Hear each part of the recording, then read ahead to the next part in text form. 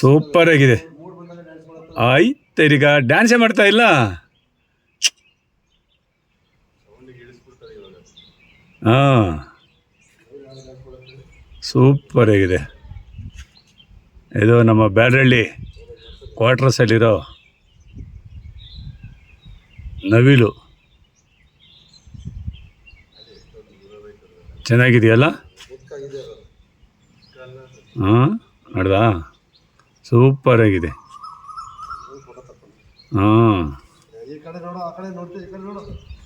ಬರ್ತದೆ ನೋಡ್ತದಿರು.